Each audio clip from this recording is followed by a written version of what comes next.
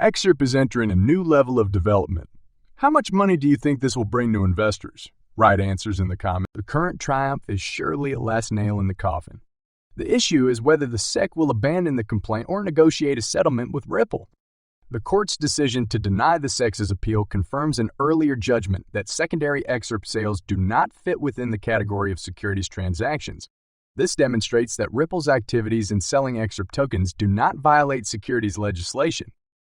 Judge Annalisa Torres's judgment dealt a blow to the SEC's legal approach and exposed several significant flaws in its claims. The SEC's approach was predicated on the argument that some XRP sales might cause investors to expect rewards based on Ripple's initiatives. However, the court deemed this argument to be devoid of significant evidence, confirming the prior ruling. Ripple's CEO, Brad Garlinghouse, didn't pass up the chance to remark on this recent event in his X post after Deaton. He humorously observed that the SEC, in its pursuit of applying the Howey test in the case, ended up on the losing side. He mocks the SEC's own creation of this test, on which they were slammed in court. They seem to want the services of an expert lawyer to comprehend the significance of their own made-up securities legislation. Looking forward, the SEC now finds itself in a situation where it must await additional findings in the overall litigation against Ripple before considering any appeals. The next central hearing is scheduled for April 23, 2024, with both parties needing to file pre-trial materials by December 4, 2023. According to Jeremy Hogan, the matter will either go to trial in April or be dropped.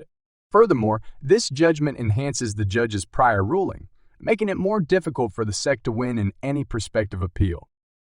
As the current tide is moving towards Ripple and Coinbase, the SEC may be in a stronger position if they act in their best interest to introduce clear crypto legislation. The SEC is at a crossroads. In a recent disclosure, digital asset researcher Anders revealed why the U.S. Securities and Exchange Commission, SEC, chose to go after Ripple and XRP. The SEC's allegations against Ripple in December 2020, citing the sale of XRP as an unregistered securities offering, sparked discussion in the crypto world, especially among XRP fans. In his thread, Deaton offered a range of thought, provoking questions about the SEC's special targeting of XRP. He questioned why the SEC would choose a more difficult case, drawing parallels to the early sales of ETH when the Ethereum team launched a simple initial coin offering ETH. Anders points out that the SEC's determination to target XRP arises from Ripple's creative usage of the digital currency in cross-border settlement. According to Anders, Ripple's use of XRP undermines the conventional nostro-vostro accounts and banking paradigm, which has long been a substantial income source for many big banks. According to the researcher, this disruption has the potential to expose established financial institutions' lack of innovation. It is critical to note that Ripple Labs is mainly focused on transforming blockchain payments, with XRP playing a critical role. Ripple removes middlemen in cross-border settlements, which reduces delays and expensive transaction fees. Notably, ODL uses XRP as a bridge currency to provide smooth conversion between multiple fiat currencies. Following a federal court judgment, Ripple continues to stress XRP's non-security categorization, cementing its status as a valued asset in the cryptocurrency ecosystem. Social media has become a battleground in the ongoing legal battle between Ripple and the U.S. Securities and Exchange Commission, SEC, with some users arguing that the latest court verdict will have little to no impact on the cryptocurrency industry, while others are vehemently to the contrary. An ex-SEC attorney, John Reed Stark, called the recent rejection of the agency's move for an interlocutory appeal by Judge Annalisa Torres a Pyrrhic victory at best for the XRP team in an X post published on October 6.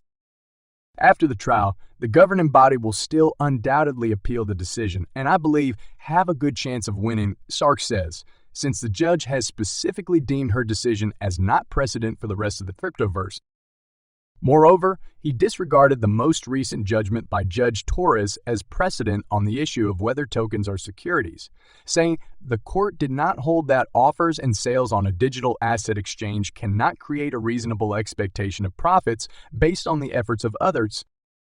The former attorney for the SEC specifically stated that the court held that based on the totality of the circumstances in this case, including an examination of the facts, circumstances, and economic realities of the transactions, Ripple's programmatic sales could not lead investors to reasonably expect profits from Ripple's efforts.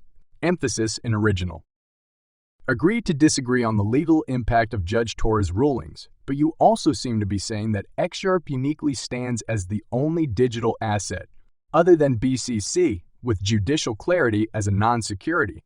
Stuart Alderodi, the chief legal officer of the blockchain company, responded to Stark's post. We're on the same page now.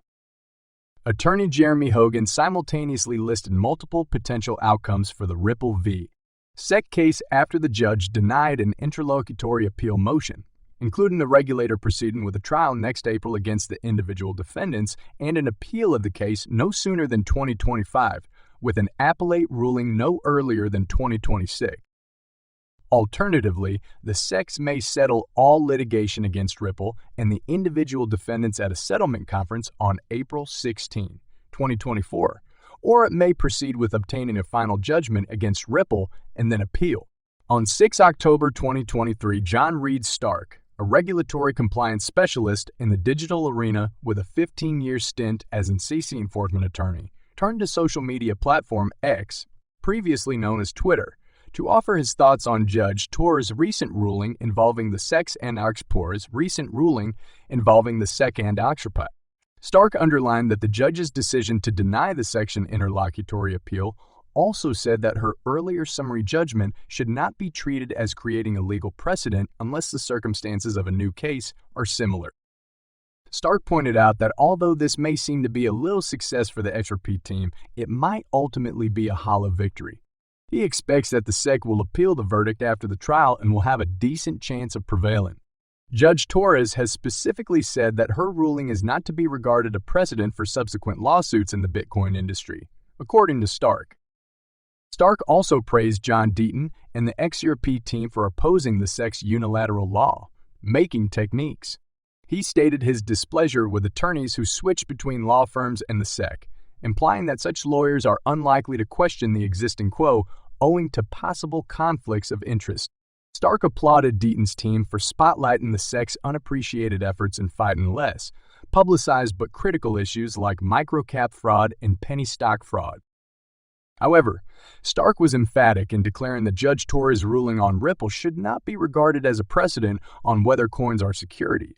He emphasized the judge's unequivocal statement that her judgments were based on the Ripple case's unique facts and circumstances.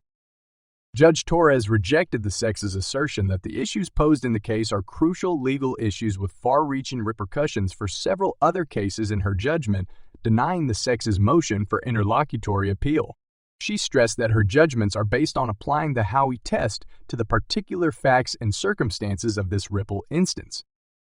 Judge Torres went on to remark that the SEC's references to previous enforcement proceedings involving various digital assets and firms are not directly comparable owing to differences in facts and economic circumstances. She also corrected the SEC's interpretation of her findings, indicating that her order should not be seen as creating a precedent for subsequent digital asset matters. The SEC had specifically tried to determine whether an issuer's activity on cryptocurrency trading platforms may establish a reasonable expectation of gains for investors. Judge Torres noted that her decision was not a blanket pronouncement on the subject, but was based on the whole set of facts and economic realities of Ripple's programmatic sales.